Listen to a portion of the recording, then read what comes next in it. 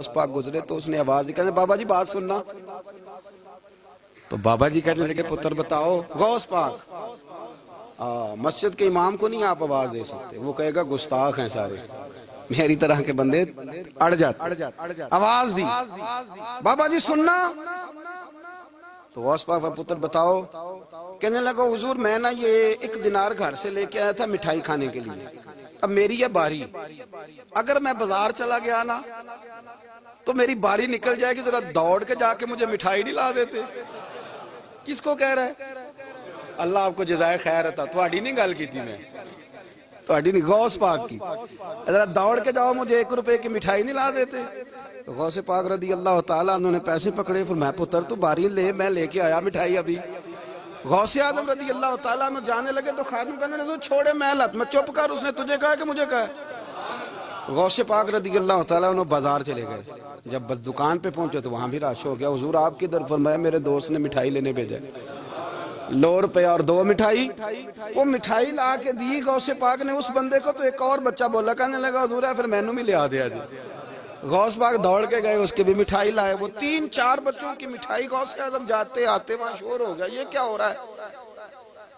جس نے مزہ لینا اس نے لے ہی لینا، جس نے ذائقہ لینا اس نے ہر بات سے اس نے لے لینا ہے. جس کو لطف آتا ہے اسے آ ہی جاتا ہے. خادم کہنے لگا بغداد کے شیخ اب یہ کیا ہے؟ اب فرمانے لگے تجھے نہیں سمجھ آ رہی تو مجھے تو آ رہی ہے نا.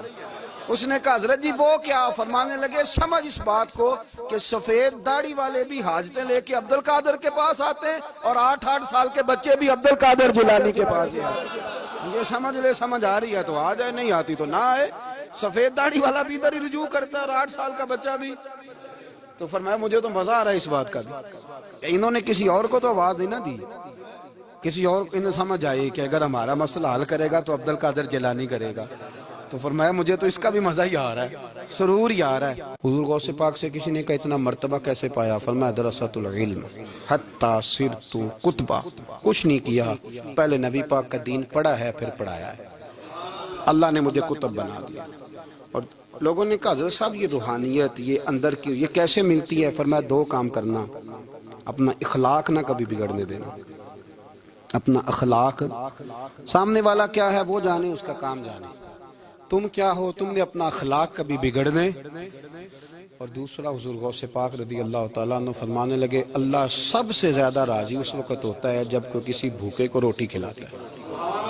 فرمایا میں نے ساری زندگی روٹی کھلائی ہے اور اللہ کو راضی کیا. اپنے اخلاق کو کبھی نہیں بگڑنے دیں، یہ غوث پاک کی تعلیم.